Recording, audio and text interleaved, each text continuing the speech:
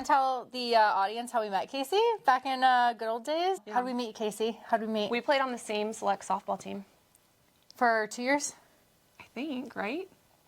Okay, wait. Because I paid the one team. I was just on Lady Hawks. Okay. You, like, had more of a thing. Shout out Lady Hawks. Shout out Lady Hawks. Okay, so you guys, Casey and I have known each other since we must have been 16 or 17. 16? I don't even know if I could drive. So 15. I specifically remember everyone was getting their cars because Sarah, I don't remember her last name, got a Mini Cooper, a red Mini Cooper, and it was a big deal. Oh, that slut. I didn't drive until I was 17, though, because my dad told me that if I got in an accident, the medication that we was on would instantly kill him. So I was so traumatized. Sorry, what? So I was so traumatized. This is like bad. I remember it so vividly because I would go in to get my permit test. First of all, I failed my permit test, fun fact, 7 times. That's actually really surprising. No, because I failed my permit test 7 times, like the written.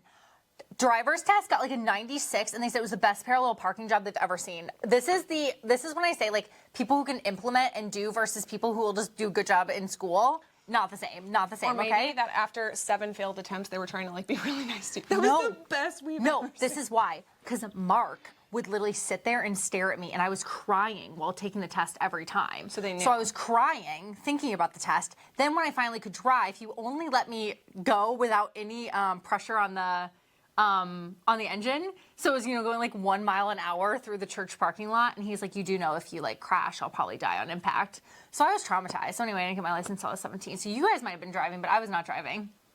Backstory, we met on softball team. Okay, guys, so I have Casey here with me today. Casey and I have been friends now for a very long time. We kind of had like a couple years of doing our own things. A lot of years, yeah. Tragically without me, and she obviously came back and missed me, and it's fine. A year ago or 2 years ago? No, January of 2023. I remember I was looking at what you're doing on social media. Yeah. And I actually remember it was before that when my sister also lived in St. Louis, and you were doing the bachelor meetup nights, and you reached out to her and not me. I don't think, well, it's because I didn't think, I knew you lived here. Yeah, I remember that. Anyway. I didn't think you lived here. Yeah, so you ignored me and went to my sister, but I remember she had a call with you when you were doing all the financial stuff. Oh, yeah. So she reached out to me and was like, do you remember Ashley Bainton? I'm like, of course I remember Ashley. Obviously. Catcher. Great. Star softball catcher. Star softball Number player. 25. But no, so then I started following you at that point, and I was like, I wonder what you're doing. And I was following you, and you were doing the organization. Whoa. Remember? It was like my type A space, is that right? Business number 1. Yep. See? Okay. So I remembered watching that, and then you were doing her 7-figure story, and you were doing all the side hustle thing, and I was kind of like stalking you, but not really like, I wasn't really big on social media, so I didn't really know. I wasn't like intensely following you by any means. But if you were going to follow anyone, it was obviously me. Right. Yeah, obviously. Obvious. But no, so then I saw you were doing all the other stuff, and I was intrigued, and I reached back out to you, and I was like, let's just catch up. And I think we went to half and half. I went to half and half, and I And had we a grilled sat cheese. outside. And I had a grilled fucking cheese. Yeah, you did. Let's go! And some grilled cheese. That was the first time you said, whenever I got coffee. Yeah. And you asked for whatever the happiest drink on the menu, and I was like, what the fuck? I remember that. I feel like this is the episode where my clients watch and they're like, you're actually not very professional. You're like a child. No, I asked them for a happy drink. Yeah. But it was like a coffee drink. It wasn't like a But it was just cocktail. like sugar and... Yeah, it was like, I think it was like a s'mores, like caramel latte. Yeah, I think it was. Something like that. Basically just sugar on sugar on sugar with like a hint of coffee. Yeah. But no, then we sat out there for a long time, and you were telling me, I like literally was just... I think that was like the first time my mouth had been closed for so long, and you were just like telling me everything. I remember being like, she talks so much. You were kind of like that. You were always, I know you don't think this. Oh my God. I know you don't think this, but I told you, like whenever you're posting stuff on social media, that I had such a different perception of you when we played softball together versus what you were saying on social media, that I was like, what? That's how we reconnected again. Yes. Yeah. Outside of my sister when you ignored me. But yes, that was separate. Little All rude. pieces That's brought you back actually together. not accurate. I didn't know that you lived here, so that's fine. No, I remember, this is actually a really funny story though. I remember, perception is so interesting, and I want to talk about that a little bit online, but I remember we were talking. You said something, you're like, yeah, you were really popular in high school, and I remember being like, yeah. What? I thought you were like the boy crazy, like not boy crazy, I mean like No. around the popular, and that was not me. I was like super nerdy. No. And so to be around the popular, like, because you were just so in softball, like bubbly, outgoing, very much how you were on social media. So then whenever you were sharing behind the scenes that it wasn't that way, that's when I reached out to you. I was like, what? I made a video. I think I was talking about like eating alone in high school. Yeah. I was eating in the bathroom. Yes. I was eating And I was my like, lunch in what? the bathroom. And you were like, wait, I'm so confused. And then I was like, whoa, perception and reality and whatever. Yeah. But anyway, so we met up 2 years ago. Yeah, January 2023. Because it was January 2023. Yep. So January 2023, I had just launched By the Blazer. Yeah, I didn't have a business. I didn't even know I was going to start a business. I think we should so start crazy. there. We don't actually need to go to the softball stuff. Okay, so you guys, I wanted Casey to be on the podcast because Casey has gone through like the actual typical business journey. And I think online we see a lot of the like, oh, I launched a business and I made $85,000 in 3 seconds. And okay, first of all, that's not actually how it all happened. But you see that, like you also came in. Right. I think I was like hot and heavy confident. I made big investments around the time you and I were sort of like met up again. Yeah. So I was like very much in this, like I'm ready to go. So even if like the finance piece wasn't there, the sales weren't there, I feel like my energy Your had finally energy hit there. was If there. you would have seen me a year ago, you would have been like, oh my God, she doesn't know what the fuck she's doing. I didn't even then. But like you literally then went from, I don't know what this bitch is talking about. She talks so much. Rude. I didn't talk that much. It's fine. To then launching a business, and I have a very successful business. So I want to like go back to that. So first of all, when we were like talking, did you know what the hell I was saying? Like, did No. you even know what I was like No. explaining? Like, what was your perception of what I did? To be honest, I had no fucking clue. I think I was just like smile and nod, like, yeah. God. I just remember I kept asking you questions, but it was also to the point where I didn't want to sound like a complete idiot because I again, the energy and all that you were giving off, like I thought you had this like crazy, insane. Maybe you didn't at the point because you just had launched it, but I thought you had like this insanely successful business. And I was working, I still am working my like normal corporate 9 to 5, and I had no clue what you were talking about. Yeah. I just remember because again, in my defense, you had my type A space, which I saw. So like on the outside, I made a lot of pivots. As someone who wasn't Shocker. as someone who wasn't like intensely following your every move to see all of these different avenues, I was kind of like, wait, what do you do? Yeah. You know what I mean? Yeah, that's fair. So I feel like after that, I kind of, in business consulting, I didn't take a single fucking business class in college or that's high school true. or anything. So the business world honestly still is to me the hardest part of having a business is like the business piece of it. Yeah. So whenever you talked about business consulting and you were talking about all the different types of clients that you had, I was like, wait, what? Like I didn't even know the entrepreneur like mastermind. I didn't know that existed. Yeah. So if you've only ever known corporate, and my parents were corporate and all of that, like I had no idea that this whole industry was like even a thing. I think that's actually really a very fair point though, because when I started financial coaching, my first like a big investment I actually found because I went on a podcast, and I went on a podcast and I was talking to this girl who owned a marketing agency. And I remember after the call, first of all, I remember also, can we just say, on the podcast, I was sitting on a chair in my office because they were mowing my lawn. I wanted to be in like in a quiet space. I didn't have a quiet space. And I fell off the chair in the middle of the episode. Thank God they didn't record it. So anyway, that was just a fun fact. Thank you for that bit of information. No, I was just thinking about that. I was like, I literally fell off a chair. And I remember she's like, yeah, we cut it out, but we can hear you like yelp because you fell. Anyway, so no, but we recorded this episode. And at the end, I remember she said like something about like having a business coach. And I was like, hey, like, where's a business coach? Or like, what can I do? And I literally DM'd this random girl, did not know her. And she's like, yeah, so to work with me for 6 months, it's $15,000. And I was like, okay. Right. And paid her. And that's what I did. That was my first investment. So I didn't actually understand that. Then in being introduced to her, though, I met like her person and this. And then all of a sudden I was like, oh, this is like an Your industry. world is like opened up. Yeah. I like understood. So I feel like that's a very, very fair thing. Okay, so you have no idea what I was talking about in the first meeting. Yeah. Okay, when the hell did you have any clarity on like a business? What I was doing in the business, online my business, your in business. general. Well, in general. Well, I feel like after that initial conversation, and then just kind of like you said, I started to pay attention more, right?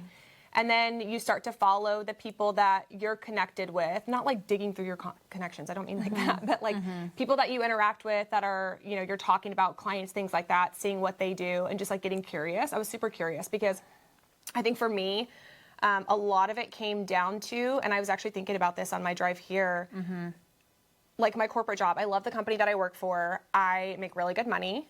I love the people that I work with, but I just never felt a sense of fulfillment. I kind of fell into corporate recruiting. And I am someone who needs to feel that like passion and fulfillment in my career. And I remember when we sat down, that was like a big thing I felt from you. You were so excited about what you did. And even if it wasn't like exactly what your business is now, or maybe it was at the time, I don't remember the timeline of everything. But like you were so excited about what you were doing, and I was like, I want that. So it wasn't so much that. Interesting. No offense. It wasn't like I cared about business consulting. No. But it was more so like I wanted a piece of like the excitement that you felt about your job. I wanted that. That's such an interesting marketing take. I need to incorporate that into my content this week. You're welcome. But yeah, thank you. I'll send you a little dividends for that. Okay. But no, the reason I actually wanted to ask you that is because one of the things that I saw someone post today that I was like, oh my God, this like reminds me of Casey. It reminds me of myself. Is someone was talking about like the first 3 years when they stalked people online before they ever started the business. And I think I've talked about this before, but I had in probably like 2015, 2016, I got an LLC, like my first LLC. No one knows this. And I got a blogging website or whatever. I got my like domain for a company called Postgrad Gab. And I wanted to help women learn about money and organization and success and getting into business and making good money. And I wanted to help women do this. And I was like so afraid to launch and never did it. But like that part of my journey, like people think, first of all, people don't even know about the organization ship because that was very short-lived and I was like, I hate this. But people see like probably they saw the financial coaching, thought that was fucking weird. And then I feel like by the blazer, people now take me seriously. But that's like 2022 to now. No one saw the 2016 to now. And even though I don't, like obviously we can talk a little bit about your pre-conversation with me, I feel like people don't really actually understand that it took that conversation plus a year of like stalking. To really even be like, I don't even know like what this is going to come Honestly, into. even before that, right when you said that about your previous company, I immediately had this flashback in my old, like when I used to journal, which I kind of been picking up more recently. I was a military spouse for 8+ years. And I remember there's like this key spouse network. And I remember being like, man, I wish there was a way to like connect all these people across the country. And I had this idea for this like vast key spouse network among like Air Force, Army, Navy, whatever you name it. And I told multiple of my girlfriends about it. And my girlfriends were like, go for it. But I never felt comfortable enough to put myself out there. Guess what? It's a whole fucking thing now. Somebody did it. Business. Yes. And I remember I just felt so much regret. I'm like, dang it, that could have been me. Like, And so then whenever I reconnected with you, like I totally forgot about that. That was like years ago.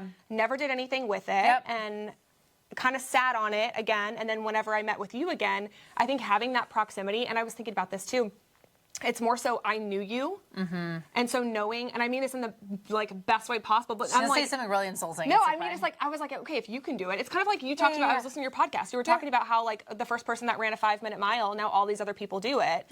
Meeting with you and seeing that you did it, and smart. all of the pivoting. You did. I've heard that. I mean, I've heard it in multiple places. I'm just kidding, but like, wow, just kidding. No, but like I think knowing you and then meeting up with you again and seeing all the things that you were doing, it made it more. It expanded to me to what was possible for me. No, I think that makes sense. But it's really interesting though how many entrepreneurs say that. You know how they always say like find your passion, and when you're younger, I think sometimes people, when we think about like find your passion, like monetize it, right? Like I don't think you have to monetize every passion, but a lot of the times the most successful entrepreneurs actually have something that they wanted to monetize and like didn't go through with it, and then something happened where it made them possible. So like you had that, I had, you know, this blog, and again, I think because I didn't know how to monetize the blog, I was like, oh, there's no value in this. Whereas like it's so funny, if I would have like gone on YouTube and talked about finances 10 years ago, I'd probably be retired. So it's like fine.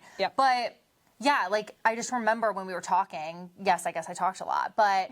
It was, I think it must have been like 6 months after that. You were like, I'm going to launch a business. And so I don't know if you want to talk about the horse stuff a little bit. So, but yeah, you kind of went a different direction. Casey's pivoted as well, guys. It's not just fucking me. So give us the rundown. No, so after, honestly, at that lunch, you said to me, which I know I've heard you say multiple times, that everybody has $1 million idea.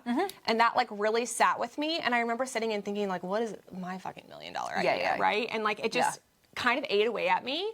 And so I immediately was thinking, just like you talked about, I was like, you know, what am I passionate about, blah, blah, blah. And I was like, no, my mind was more on the $1 million. So I got stuck on like the money piece.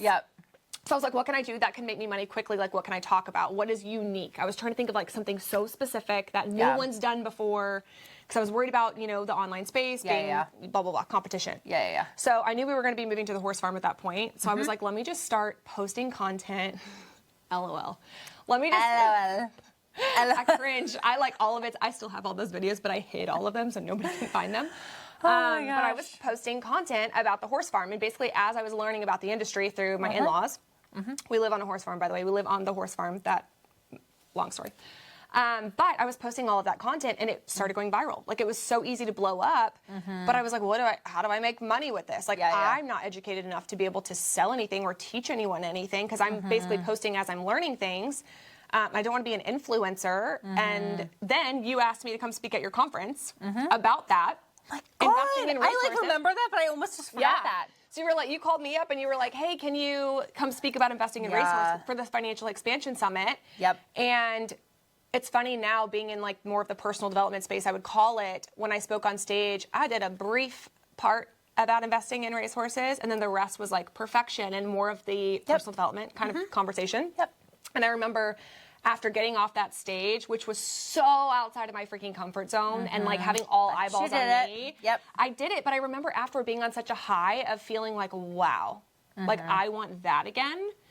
And so honestly, that being pushed outside of my comfort zone, which I was supposed to go to a girlfriend's wedding that weekend. I remember. And I was like, you literally skipped a wedding to speak at my event. I did, because I knew it was going to push me outside. I knew. And that's like my, you know how they and talk some about, of you bitches can't even text some of your friends back. That's all I'm going to say. That's all I'm going to say. In defense, my friend Carly, if you're watching this, it was her wedding. I texted her and was like, I have this opportunity. And she was like, you have to fucking do it. I know. Which Shout out to Carly. Shout out to Carly. Shout out to Carly. But no, like, you know how people, is it like, when people are like, that's your Roman Empire? If I had never like skipped the wedding to go speak on stage, I would have never like been pushed to have this idea for this business to be now have the business I do, which is crazy to me. So crazy. I remember that so vividly, you guys. So I ran, when I was doing financial coaching, I wanted to do an event, which I learned so much from that. I should probably talk about events, don't do and do. But I originally actually was going to do the whole event like myself. And I was like, no, I need to have speakers. Like one of my good friends, she's like, Ashley, you can't run an event for 8 hours yourself. Like, what are you doing? And I was like, who is like willing? Well, probably like Superwoman. But I remember thinking like, who would be willing to do that? Like, who do I want is a different conversation than who would be willing. So I called a couple of my friends, I had a business coach, I had someone who's a marketing specialist, I had my friend in real estate. And I was like, oh my God, like Casey is literally like such a hustler. She does so many incredible things. She's like starting this business. I was like, she should speak about her like journey and something that's like really specific to her and like how she's building wealth outside of like traditional like, you know, norms.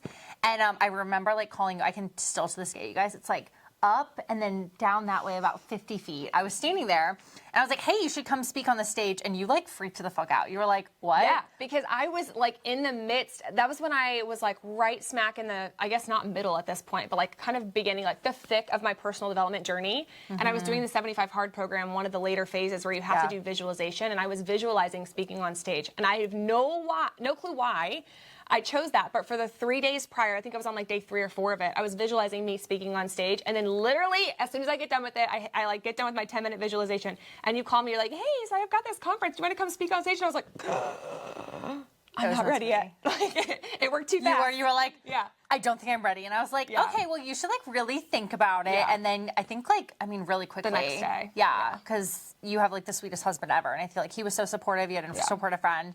She's like, I'm going to speak on stage. But I think that experience also, I feel like you did a lot of justifying of like, everyone's here makes more money, is more successful, whatever, all that 100%. Bullshit, which is so dumb. Not like dumb for you. Like, I think we do that so much. It's like, oh, they're here, so I'm here. And like, that means something. I can't be on that stage. No, exactly. Yeah. And I think it was so cool. And people fucking loved Casey's, like all the things you were talking about. And then I think from there, it was like a month or so after that is when you were like, all right, like I want to invest in starting my business and getting it going. And you kind of were testing that. But when did you actually pivot from the horse stuff? I obviously remember that. After. I feel like you did that really, really quickly. It was like immediately after speaking on stage. Once I kind of was in, like I said, doing more of that personal development stuff. And I think whenever I was trying to figure out like what do I want my business to be, I was trying to reflect a lot on like what do I like to do, just like you talked about turning a passion into your income. But I really struggled with that because I was like, what do I enjoy doing and how can I monetize? So instead, I tried to think about like what do other people compliment me on, tell me I'm good at, and all everyone ever told me about was like, you're so disciplined, you're so this, you're so that, structure, productive, like those kind of things. And I was like, okay, like, how can I teach that to other people? Yeah. And so that's when it really started. Right after, obviously, at that conference is when I met Deb. We both flew out to New York, was on her podcast. Yep. And that, it was like just, I don't remember if it was you or Deb or just something that people talk about in the industry is like messy action. Yeah. So I just always kept focusing on like, what is the one next step that I can take forward versus if I tried to think of like, what is my entire business, it felt way too overwhelming and I wouldn't do anything. Yeah. So what was the first messy thing? The podcast. Flying to New York for the podcast. Whenever I do remember you were like, Lord, I'm just gonna go in person. I was like, well, I was not going in person, so then I came with you. I just kind of like felt like I needed to take this big like kind of like put a stake in the ground of like I'm going forward. I also remember the first investment when I got the new business blueprint, and it was 15. You guys, on my phone, I literally recorded myself.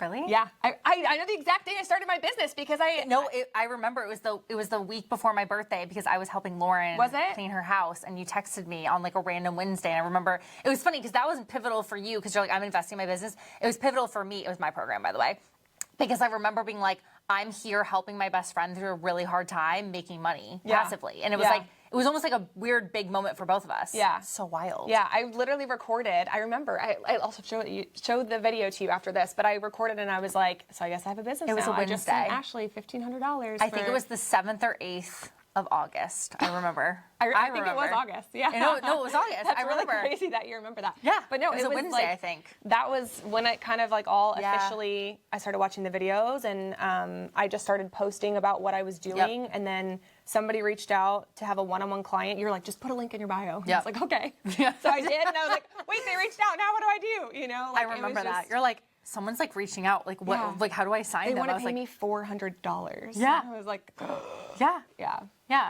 Crazy. Oh my fucking God. No, I do remember that, but I don't know if I realized that that's kind of when the beginning of your business came to be. I don't think you really had like a plan for it. Zero plan. But that was good. You started with like the messy action piece. And, okay, so can you walk us through then the next couple months? When did it actually like turn into the business? Because you've had a couple variations of your business in the last year. An entire year. Yeah, that's okay. So that's good. Right after that, I had the one-on-one client. I think she came on. So let's say that was August when I started the business. Yeah.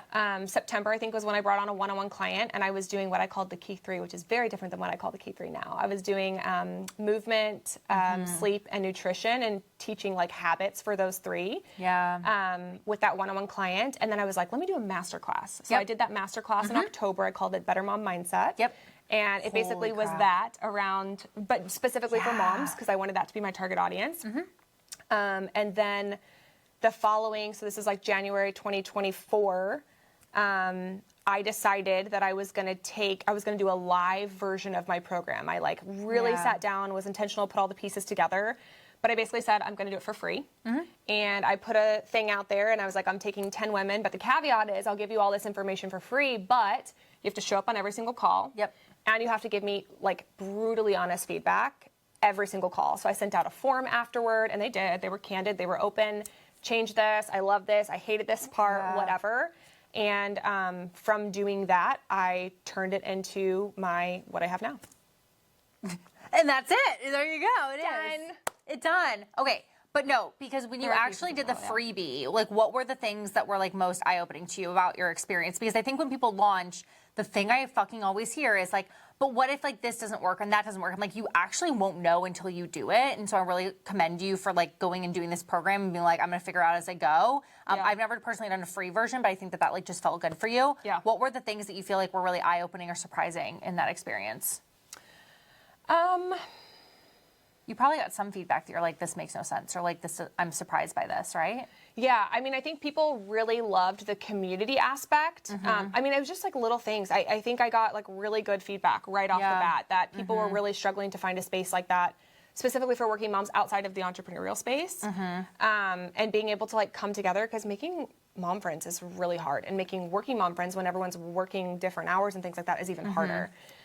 So basically just being able to create that space, I got really good feedback from that. But one of the things I think I pivoted right off the bat was I had like live calls every single week at a specific time, and I did live trainings. And everybody was like, well, I can't make every single call. So I pivoted to have all of the trainings recorded, and just the calls now are community calls. Got it. So that was like a big pivot for me. But I feel like in business, some of the biggest like eye openers that I've had have been around money and like how much I need to charge. Because like you talked about, I did it for free that first round, and it felt good at that time. But now, I mean, like still feel like my prices are way too low right now, to where I'm like, okay, I want to keep, not just because I want to keep like charging more and more and more money, because what I noticed, which is so eye-opening to me, if somebody offers me something for free, I'm like all fucking in. Yeah. But for the vast majority of the people, that is not how it works. No. The amount of money that you invest into something is the amount of time typically that a client will put into something. So you heard it here first, folks. For You me heard it was here like first. And like the second, every time I raise my prices, my clients that are in are showing up on calls, like just so much more, which blows my mind, because I'm not that way. Yeah, but not everyone's you. I know. So that I think that has been the biggest like eye opener for me in business, is kind of that piece of it. People that pay attention. Yeah. It's really interesting. I actually shared this, and I don't know if I've ever shared this publicly, but I think that you'll find this interesting, because you'd be like, that's mind-blowing to me. I had a client, I will never forget this past summer, and we had amazing results. She like tripled her business, like crushed it, right? And we talk a lot about retention, so it's very rare that someone doesn't like re-sign. So if they don't re-sign, I'm like very clear, like why not? And she's like, honestly, we like worked on so many different things. I kind of only hired you for this like one specific thing. And at the time, I think she was paying me $12K. It was like 6 payments of $2,000. And I remember she's like, also like, it's only $2,000 a month. Like that doesn't really motivate me. And I remember being like, $2K a month is like, I mean, most clients at that point did not pay me that much. Almost a mortgage.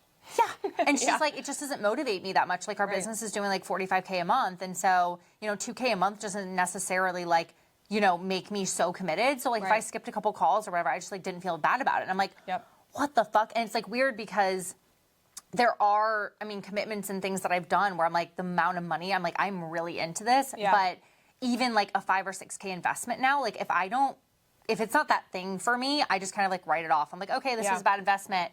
And that's like a shit ton of money. But I will say, like, that has been one of the most eye-opening things, is I don't do freebies in my business for that exact reason. People that get freebies are either like you, and it's amazing, but you also have no problem investing $97 in something low ticket. So like, why do I need to do a freebie to fill up an email list, then have to nurture an email list, when my bread and butter is like, I'm going to create something that's affordable, but also a little bit of a stretch, where you're so into it that you come in and you're going to stay. You know? And I think that was your thing, is what you're figuring out right now is, how can I make it a little bit of a stretch, but also not deter people from wanting to like buy from it. However, I don't know if you're willing to talk about your month this last month, but Casey's celebrating a really big milestone for January. But I'm really also happy, and not in like a negative way of like, you didn't have this like right off the bat. No, but again, I think the marketing around like, oh, you make all this money right away. Like I have clients who are like, you grew so fast. I'm like, I also posted 2,000 TikToks in a year and a half. Like, did you do that? Like, I think sometimes we only see the results and we're like, I want to be able to emulate that. And it's not about emulating that. Like everyone goes in their own journey. You were really intentional about every single step of your process. And then, do you want to tell everyone what you did for January? Yeah, I had my first 10K month. Had our first 10K month, which is actually insane. Because if you think about that, a 10K month, you guys, is 120K a year, which is insane. Casey also did that while working a full-time job. She also has two babies that she pushed out of her own body. A husband who has had a crazy like last year and a half with like lots of pivots. You guys moved last year. And I think that's like really cool. What have been some of the biggest takeaways about the last month? Like, did you do anything different? Do you feel like it just all came to fruition like in that month? Do you operate differently? I know you made a big investment last month. Do you feel like that played any part in that? Definitely. I also think, like you were just talking about, like 2024 was just about reps. Like when I first started in August or whatever, I mean, January really, when I was posting even about the horse stuff, like I was posting 3 to 7 videos per day. Like it even pops up on my TikTok of like, I didn't know, because I remember everyone's always like, well, you know, if you don't need quantity of content, if you know, if you have quality. I didn't know what the fuck quality content was. So you had to do quantity. I had to do quantity to figure out what quality was. And now I feel like I'm so much clearer on what that is, that I can do less. But I definitely think that it was, it really took getting very clear on my ideal client, speaking directly to that person. So I'm not trying to like be everything for everyone anymore. I'm turning people away, which it's like, if they don't fit my ideal who I want to work with, then they're not a fit for my program, and I feel comfortable doing that. But yeah, I think honestly, just making a huge investment in yourself and like putting the stake in the ground of like, well, I've got to at least make that much money back. Yeah, it does like, put like some pressure. It's like squeezes your balls just a little bit. Where you're like, a little bit. Yeah. But I do think that's actually really important because there have been investments that I've made. I remember like my first big one, like the 15K. Yeah. I remember I'm like, okay, my business has to do this plus this much. Right. And it kicked me into gear of like, how am I going to do this? Right. And I operate at a very different level. Yeah. Yeah. I also just feel like I show up differently in every aspect of my life. One huge thing for me is that if I am coaching working moms on habits and setting boundaries for their self, their family, and their career, then like I can't build my business in a way that is going to compromise I can't be like, hey, you need to set boundaries around your work and be a present mom and then not do the same for myself. Yeah. So I had to get so intentional. I still am. Like my time and my productivity is everything. Yeah. So that way I can get to where I am. And I honestly think, like I said, making that big investment of like, I have to do this, but I have to do it in a sustainable way, it caused me to be just that much more productive and efficient with my time blocks. Yeah. I actually want you to talk a little bit about your business because I think one of the most impressive things, and I've always said it, but I think when people see like my success or stuff now, they're like, oh, like, you know, you were able to quit your job so quick or you already had money in the bank or whatever. And like, I've been very transparent that my first 10 months, I worked a full-time job and we did, you know, massive number. It's hard. So you obviously do. Well, tell people about your business, but then I want you to obviously talk about some of the tips and things you have. But tell people what you do, your business, your program. Like, give us the rundown. Well, I don't even know. Like, I don't even think I have like a business name. That's okay. Is that crazy? But you have an offer name, and crazy? that's okay. And some people's offer and business name is the same, so that's okay. Yeah. So my program's called the Working Mom Collective. Yeah. It was this 8-week program. Yeah. But now it's pivoted. It's self-paced. It's like a monthly membership. We've got guest speakers, which I just brought in, which is like really fun. Basically, just think of like the entrepreneurial mastermind for the everyday corporate mom, attorneys, nurses, doctors, corporate executives. Yeah. Just high-achieving women, my type of people. You know? Yeah. Mm-hmm. So what are some of the things you like walk through? Because Casey's very diligent. If you follow her personal Instagram, which of course we'll share, like this bitch puts you all to shame. So she like has 2 children, and every morning at 4:30, she's like, look at my hot mom bod, like ripped as fuck, in her garage doing a workout. And I'm Not always anymore. like, we've graduated from the garage gym. okay, fine, okay, it's fine. But that's what I remember. Like when you started this journey, though, I was Right. like, I want to Freezing join in the my Working garage. Mom Collective, and I'm not a mom. Like, I'm not a working mom. But it's very impressive. Like, you are very diligent. You are very routine-driven. And I think a lot of times entrepreneurs, but also moms and also mom entrepreneurs are like, I don't have time, which you are kind of anti that messaging, which is fine. So, like, where'd that come from? Can you also talk about 75 Hard? Like, 'cause I feel like that that's like where it started. led it. That led to your So process. I just remember like 6 months postpartum, the first 6 months of my daughter's life, which now she's 4.5. Yeah. I was just like what I call the messy bun mom. Like it was just, you know, like no makeup, hair's up like this. Just like wearing sweatpants, like not caring about myself. Like your kids all dressed cute and you're just like in shambles. And I just remember every single time I like looked back at a photo from the first 6 months of her life, I was like, I don't recognize me. My body didn't feel good. I just remember like reaching a point of, you know, they say, okay, you know, it takes 9 months, whatever, to grow a baby. It's going to take that much time to go back. But like at the 6-month mark, I was like, should I probably start doing something about it now? Like I felt so uncomfortable and just so like, And so I remember thinking, if I just get my body back, like that is going to be the solution. I'm going to feel like me again.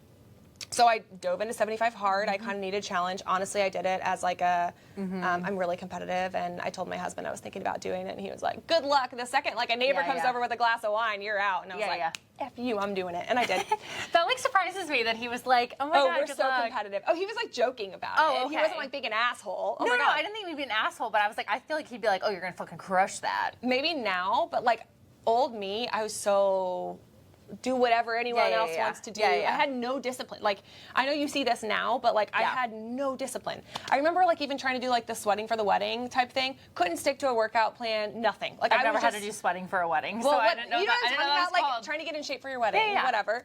But I was so wishy-washy with everything. And I just remember being like, if I can't get my body back into shape, then I'm not going to have a second kid. Yeah. Like I have to prove baby to number myself. one. Yeah. Baby number one. I was like, I have to prove myself I can get my body back before I get pregnant again. So I did 75 Hard. Okay. And I got my body back. I had like the ripped abs afterward, and that really kicked off like the personal development piece. But I had I was in incredible shape, but I still didn't quite feel like me. And I was like, wait a minute, there's something off here, right? So then I kind of started to like go the woo-woo space a little bit and kind of researching it all. And that's when I got into like identity and mindset. And I was really starting to focus on those pieces. And once I unlocked that, I was like, I'm back, right? Yeah. So I think that's my whole thing, is that I realize with a lot of women, especially the like high achieving, highly ambitious, the clients that I work with, we're all very like type A perfectionists. We're like killing it in our career. We've climbed the ladder. We've done all the things. But then we have kids and we're like, wait a minute, is this what I want anymore? Like we feel like this feeling of being like lost. And I felt that too. And like I said, I think when we are such doers, we're like, give me the magic formula. Like I'll go execute. I'll go do the work. But people want to skip over that identity piece. Yeah. I was guilty of it too. And so that's what I really try to focus on in my program, is like, let's pause a minute, like go back to the identity, kind of set the compass for what you want your life to look like. Then let's put habits in place to actually help you get there. Yeah. What do you feel like moms are missing? Like, is it that they don't prioritize themselves? Is it that they get so overwhelmed that they just like don't start? Is it the identity piece is a combination? I know you talk about like, just so many different things, and I think what's really powerful about Casey's content, especially now, you've like found your groove, like the last like 3 months. Yeah, when she speaks, it's like, it's not even like she's trying to convince you to buy something. It's like, I get what you're feeling. Like I was there, but like, what are they missing? Because I just hear. And I'm not a mom, so like I have to also be very like careful to understand. Like I'm coming from a place of like observing. You're a dog mom now. Kind of. Well, in case anyone didn't know. Anyway, that's a whole other topic for another podcast. But like I see moms like totally shift and feel very overwhelmed, and like the energy around their day and their time and like how they spend money and do things for themselves completely shifts. And I'm obviously an observer in that. You've like lived it. Like, what are moms missing? I mean, it's different for every single person, but I just think in general, like society is not set up for the working mom. You feel like you have these two components of you that are literally pulling you in opposite directions. Yeah. And so especially for, like I said, the high achieving woman who was like climbing the ladder or whatever, pre-kids, where like even for myself, like my identity was my career. You experienced that, like, right? Yeah. Your identity is your career. Like you are by the blazer, right? And so you bring in a kid to your life, and all of a sudden you have like half of you living outside of your body, and they're homesick, right? But you're it's like, how do you navigate all of this? So I think it's a lot of the clarity piece that people miss, because for so many of us, I talk about this all the time, but like we've planned our lives to this point, we've checked all the boxes, like get married or get the career, get married, get the house, you know, have the babies, and then we're kind of like live happily ever after. And we're in the happily ever after, and it's like, what's next? And we never sit down to think about like what that next thing is. And so I heard this term the other day on a podcast, horizonlessness. It's a fucking mouthful. But basically it's the idea Horizonlessness. It's basically the idea that you have nothing on the horizon. Oh. Horizonlessness. Horizonlessness. Right? Okay, the way you said it, I was like, what the fuck did you say? I know, I probably like ate my tongue when I said it. Horizonlessness. Okay, because you're without horizon. Without a horizon. Correct. Okay. So I think that, like I said, for high achievers, like for you and your business, there's always something next for you that you're like planning out a goal. Well, once you become a mom, like I said, you have these two competing sides to you, and you're like, I don't know what's, like, I have to fit both in somehow, and like I have nothing I'm working towards. So I think that is like the, hands down, the biggest thing that I see with my clients and myself was like, what am I working towards? And so you get into this phase where you're like going through the motions, and you're trying to implement maybe some habits to like get your spark back, you keep saying, but like, you're like, what am I even doing? Yeah. You know what I mean? So it's kind of like that feeling of like being lost. It's that horizonlessness, I think, is ultimately what it comes. Obviously, there's other things like not being able to set boundaries and yada, yada, not being efficient with your time. But like, I think overall that is like the big theme I see. Dang, you're absolutely right though, because even like storybooks, it's like they meet, they get married, and then it's like happily ever after. What does happily ever after actually mean? Yeah. First of all, actually, Lexi and I were talking about this the other day. I was like, life is so fucking hard. Like kids or job or like house stuff or whatever. Like there's always a money issue. There's always, even if you have money, there's always a money thing. There's always like someone's sick. There's like, I mean, I have 4 or 5 people very close to my life have cancer or have gone through like craziness. Like life is really so hard. And it's like when you don't have that thing that you're like working towards, you just have to live in the like heaviness. And I think God bless the children, but like children are heavy. Like they're heavy, they're hard. You can't fully navigate them like in the way that you, I think, always want to, and you kind of have to go in blindly to like being a parent. And I think it's the same thing with like business, just go completely like different, but like different, same energy of you go in and I think you envision things to work out one way, or that you have this type of control, or you can plan it out, or you can execute it this way, and like you just don't really You're figuring it out as you go. Yeah. How do you help women with that? Like, is it a framework? Is it a process? Like, are there specific things you have to tackle with women? Like, what is in the collective that would help women with that? Yeah. So kind of underlying themes, we focus on self, family, and career, because I think those are like the 3 key categories of like what makes a working mom a working mom. Yeah. And I think a lot of women neglect or put on the back burner that self area. So I really try to start there. But with everyone, like I said, we start with identity. So like creating that clear compass of where do you want to go? We've got visualizations and like journaling prompts and videos and things like that I walk them through to get really, really clear on that. And then from there, like I said, we kind of reverse engineer that future vision, that compass. I kind of like a good example I think of is like if I were to say like, hey, go pack for a trip, we're leaving tomorrow. Yeah. You'd be like, okay, like how many days are we going? Yeah. Like what's the climate going to be, yada, yada. But if I said like, hey, we're going to go to New York, here's the temperature, we're going for this many days, we're doing this, you know exactly what to pack, right? Yep, exactly. So that's kind of the analogy I think of is like, I have to help them come up with that trip, that future vision of where they want to go. And then from there, we can reverse engineer, now what should we pack? Now what habits should we put in place for their self, family, and career? So, for example, I've got some clients who like fitness is going to be a big goal, or for their household, maybe I've got like, or career, I've got a client who's like writing a book right now that like was a future thing of hers that she thought she could never do. Yeah. And now she's like starting to write a book. She literally just started writing a book. I have another client who like just got a promotion. Yeah. Being able to like just pivot and do different things in their career that like they never thought was possible because they just never sat down to like figure out what they want to do. So yeah, identity, then we go habits, and then we go what I call roadblocks. So mom guilt, imposter syndrome, burnout, like all the things that are going to be roadblocks on their journey, on their path as they start to kind of go about this habit journey. And then I set everybody up with, I always make everybody talk about sleep and make sure they're getting good sleep and setting them up for success there, because I truly think like sleep is the foundational habit, and having good sleep habits like impacts literally everything else. Yeah. So that's literally insane, because I'm thinking about that. I'm like, God, I feel like every woman in the world needs that. But I definitely think for moms, moms, I have learned your entire identity shifts so much to like your children that like it's like, just literally on the back burner, like constantly. I actually have a question for you that's not about your program, but more for everyone who's listening who is like, I don't sell money. How do I market? Because you have, because you are not how many priced. times did I ask you that? Right. So, well, yeah, because I want to ask you, because now you can speak to it. But the reason I want to say that is Casey does not have a super high ticket offer, aka she has to play the volume game. So she has to sign, for now. Yeah. We're getting there. But for right now, you've signed, to make the 10K, that was a lot of clients that you had to sign. And I remember when you started, a lot of it's like, I'm selling kind of this general thing. I'm not selling money or like an income, whatever. And I remember being like, ROI. You can do it. Yes. So how do you market that? Like, what do you feel like has worked? What has not worked? I just wanted to ask you that because I feel like you market exceptionally well. Yeah, no, I think that's a good, I really did struggle with that because I was like, I'm friends with a lot of business coaches and it's so easy for me to for me to see you guys say like, I helped my clients get 10K months, which is like, so then that makes a 10K investment nothing, right? But when I'm selling like a lifestyle, a future vision, it's like, oh, how the hell do I sell the ROI to them, right? Yes. So I think what has really helped me with that is getting very specific examples of tangible results for the after. So like painting the picture of what that can mean for them. So for example, if you're a fitness coach, right? And like what is the ROI there? Well, it's like being able to like go on a vacation with your kids and be the mom that's in a bikini in the swimming pool and feeling confident in that, not like covering up behind your body, right? Or covering up under your towel. For me, or even like in the career space, it's like feeling confident enough to go for that next promotion, knowing that you've got boundaries set in place, you're not going to compromise your ability to be with your kids. Yep. So just getting really good at figuring out what does that look like for my ideal client. And honestly, I'm my own ideal client, so that piece is kind of easy. Yeah.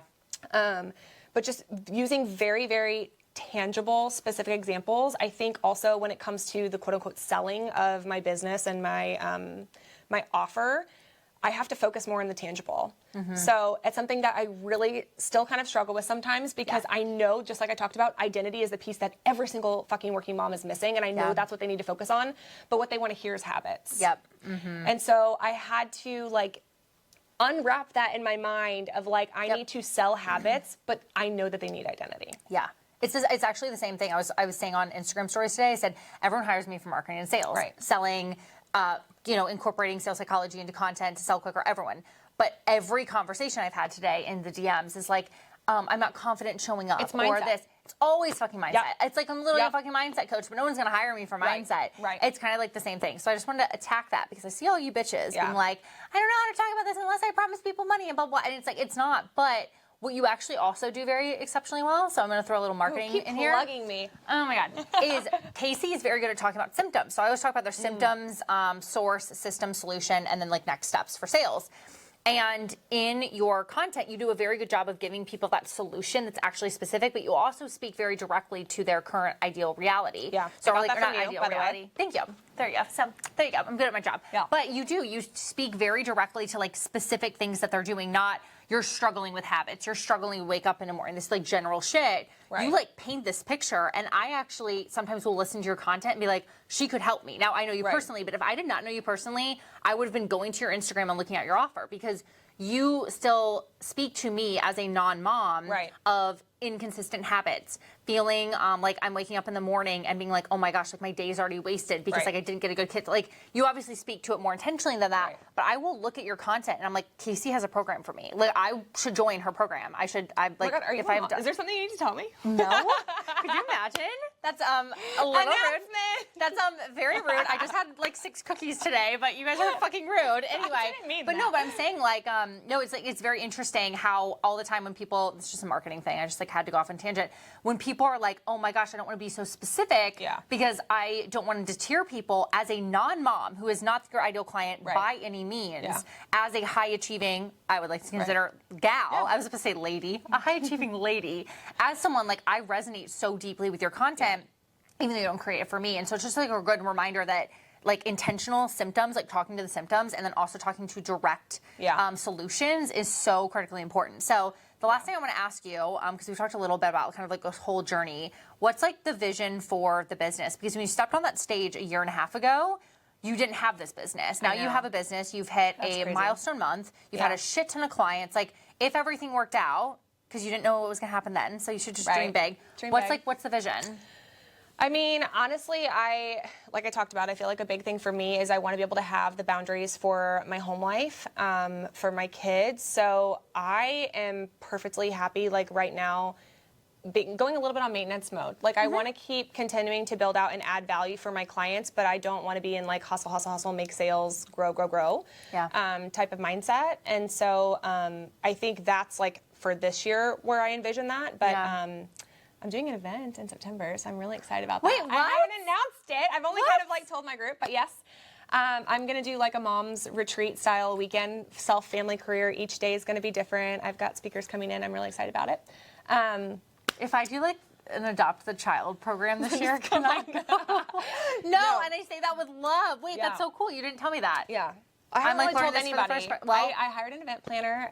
You can tell somebody- the 1,000 people that are going to listen to this episode. Great. Yeah, welcome. But no, I'm only opening it to women that have been inside your the program? collective. Yeah, Love that. I'm only opening like, I don't know, 10 Incentive for you guys to join. You guys. Yeah. But no, so I'm doing that. I think eventually I will pivot. Once I'm able to like, obviously I'm still balancing a corporate career, so I Yeah. have to be really selective with my time and how I'm able to balance and manage all of that. So right now I think that's where it'll go for this year, but to the point where I can leave my corporate job behind eventually. Yeah. Then I would love to be able to take on more one-on-one clients because I'm getting a lot of inquiries for that, but I just don't have the time. Yeah. So. Holy shit. Yeah. Isn't that a good place to be? You're like, I I don't know. have the time. I can actually turn clients I away. know. I literally am like to the point where I'm like, do I hire somebody to like take off some of the admin stuff? Like that would be nice. Just time. So Time's a apply to limiting the factor. collective and also apply to work for Casey because Yeah. she might be enticed to hire you right now. Yeah. I freaking love it. Okay, Casey, so where can people find you? Where can they learn more about your program? Yes. So, Yes. yes. So my Instagram is at meantformore_co, I believe. Yeah. Right? Okay. Yeah. I would hope so that you know that correctly. Yeah. I don't know. I'm like, and now I'm questioning, and We'll think- find it, I would say, I obviously. think I really don't know my TikTok. I think it's like at Casey L. Stewart. I need to like get better. I need to have like a business. You just need to have a business card that you can pull up. Follow No, I me need to here. have like a business name so that way I can just like the continuity. I don't have that yet. You can cut. I this feel out. like you should call it horizonless. Horizon. No, ew. what's the word? It's such a mouthful. Horizonlessness. Horizonlessness. Sounds like Horizonlessness. Verizon. I don't like Should we that. just call the podcast episode Horizonlessness? It's just us saying it over. Kate's always like, the names of your podcasts, I don't understand what they are, and it kind of intrigues me, but also it confuses me. I was like, that's the Big, point. strong energy. Big, strong energy. That hasn't been the name of the podcast. I think your last one was that. Oh. I just listened to it today. What do you mean? Big, strong energy, part 2. I hope Oh you my guys God. like the podcast. Thank you for Casey for joining, and I'll see you guys next week. Bye.